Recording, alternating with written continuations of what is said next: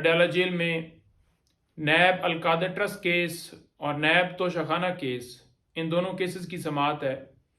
इमरान खान साहब की हद तक नैब अलकादर ट्रस्ट केस में ज़मानत बाद अज़ गिरफ्तारी की दरख्वास्त के ऊपर समाअत है और तोशाखाना केस में ज़मानत कबल अज़ गिरफ्तारी की दरख्वास्त के ऊपर समाअत है। इसी तरह बीबी साहिबा, उनके ऊपर ये दो केसेस, इनमें उनकी हद तक दोनों केसेस में ज़मानत कबल अज़ गिरफ्तारी की दरख्वास्तों के ऊपर समाअत है। लास्ट हियरिंग के ऊपर आपको पता है कि बीबी साहिबा की हद तक उन्होंने कहा कि उनके वारंट गिरफ्तारी नहीं है। और अगर अलकादर ट्रस्ट केस की बात की जाए खान साहब की हद तक, तो उनकी गिरफ्तारी आप सबको पता है कि जिस तरह गैर कानूनी तरीके से नैब ने गलत बयानी करके उसमें गिरफ्तारी डाली है। पहले आपको पता है कि 9 मई को इसी तरह से नैब ने अगवा किया था और उस वक्त भी गिरफ्तारी डाली गई थी, रिमांड भी लिया गया था, जो कि सुप्रीम कोर्ट ने सारा प्रोसेस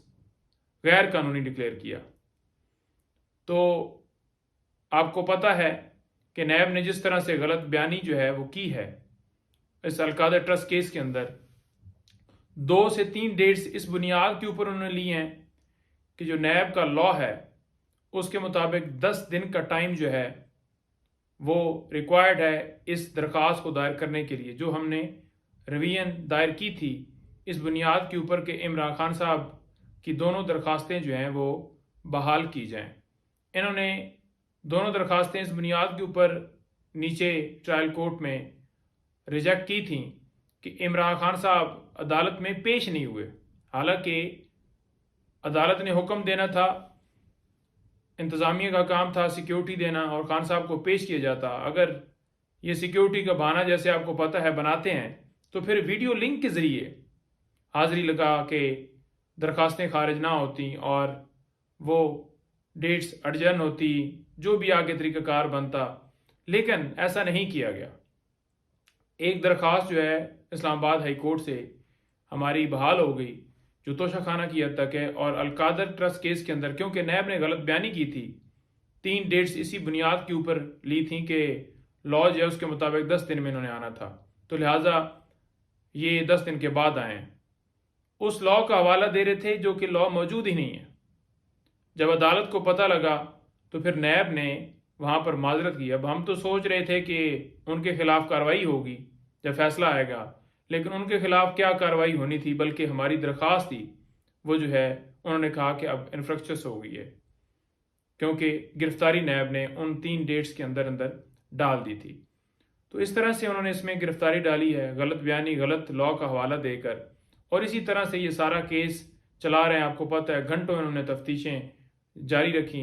बाहर एक हाइप क्रिएट की गई कि 11 घंटों से नैब की टीम जो है वहाँ पर मौजूद, एक टीम के बाद दूसरी टीम आ रही है। और जब खान से पूछा तो उन्होंने कहा कि 10-15 मिनट 20 मिनट जो है वो क्वेश्चन करते थे और बस बैठ जाते थे और बस फिर ब्रेक और यूं गप्पे शप्पे लगाते थे। तो ये शो करवा रहे थे कि बहुत ज़्यादा ये इसके अंदर मामला जो है ना वो निकल आया है और बड़े सवालात, और इमरान खान साहब सवालों के जवाब नहीं दे रहे। इसीलिए खान साहब ने कहा कि ये बाहर गलत रिपोर्टिंग हो रही है, गलत खबर चल रही है, तो ये मीडिया की एक्सेस इसलिए ज़रूरी है ताकि कौम को असल हकायक पता चलें कि प्रॉपर्टी जो है वो जो कहते हैं कि इमरान खान के नाम पर लग गई जी, भाई वो ट्रस्ट है और इमरान खान साहब और बीबी साहबा उसके अंदर ट्रस्टी हैं। इसी तरह से जो पैसे थे वो सुप्रीम कोर्ट के अकाउंट में आए, एक प्राइवेट अकाउंट से जो बैरिया का था, तो वहाँ पर बताएं इमरान खान साहब का क्या इंटरेस्ट है। तो इस तरह के इन्होंने केसेस बनाए हुए हैं। और अगर देखा जाए तो तोशाखाना वाला केस, तो उसको अगर देखें तो एक केस जनाब नैब के अंदर ये चल रहा है, एक केस जिसमें खान साहब को सजा हो गई थी, यही नैब तोशाखाना केस, और तीसरी एक FIR भी दी हुई है इस तोशाखाना केस के रिलेटेड। तो बात यह है कि हमेशा हमारा जो लॉ है वो ये कहता है कि अगर कोई जुर्म होगा तो उसकी एक कार्रवाई होगी।